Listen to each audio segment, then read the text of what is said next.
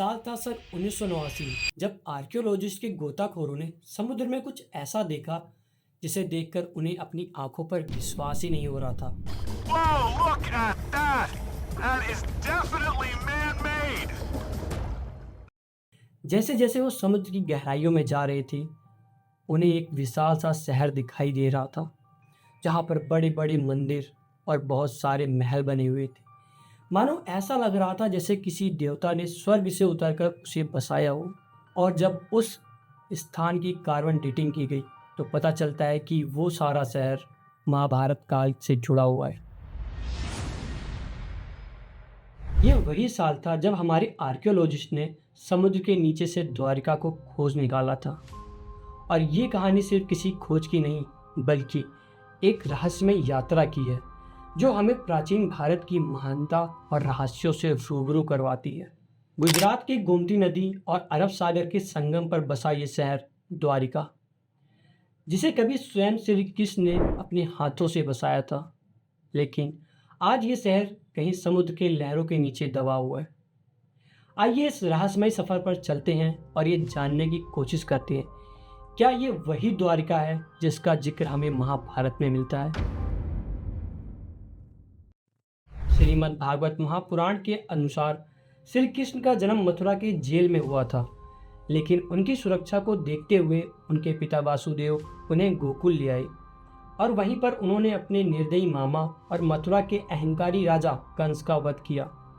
फिर श्री कृष्ण मथुरा में ही रह गए, लेकिन जब कंस के ससुर जरासंध को कंस की मृत्यु की खबर मिली तो उसने मथुरा पर एक के बाद एक 17 बार आक्रमण किया। जरासंध के आक्रमण से परेशान होकर कृष्ण भगवान ने मथुरा को छोड़ने का फैसला किया और वो अपने सभी यदुवंशियों के साथ पश्चिम की ओर चली गई और समुद्र के ऊपर एक विशाल नगर बनाने की सोची। फिर क्या था, उन्होंने समुद्र देव से प्रार्थना की, जिसके बदले समुद्र देव ने उन्हें 12 योजन यानी 96 स्क्वायर किलोमीटर जमीन प्रदान की। और इसी धरती पर विश्वकर्मा जी, जो देवताओं के शिल्पीकार या आर्टिसन थे, उन्होंने पूरे नगर का निर्माण किया। शहर में हर जगह सुख शांति, सुंदर बाग, सरोवर थे और मंदिर इस शहर की शोभा बढ़ाते थे, जो कि हीरे, मोती और सोनों से सजाए गए थे। लेकिन आज भी सवाल वही है कि आखिर द्वारका नगरी समुद्र में डूबी तो डूबी कैसे। इसके पीछे काफी पौराणिक कथाएं प्रचलित हैं।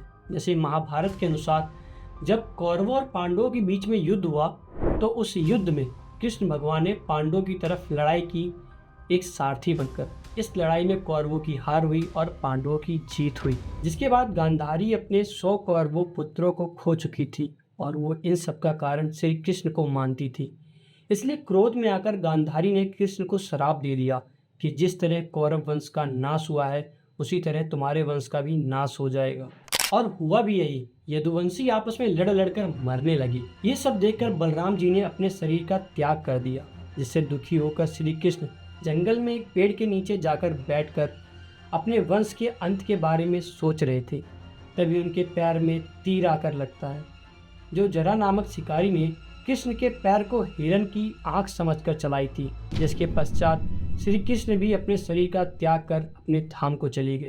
अर्जुन जी को जैसे ही कृष्ण भगवान के देह त्यागने के बारे में पता चला, वो द्वारिका चली गई। उन्होंने द्वारिका की महलों में से औरतें और बच्चों को बाहर निकाला और उनको हस्तिनापुर ले आए। कहते हैं कि जैसे ही पूरी द्वारिका खाली हो गई, वो जिस समुद्र के ऊपर बनी हुई थी उसी पल वो उसी समुद्र में समा गई।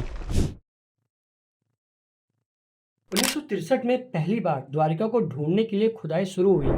इसमें कुछ पुराने आर्टिफैक्ट्स मिले जो कई सदियां पुराने थे।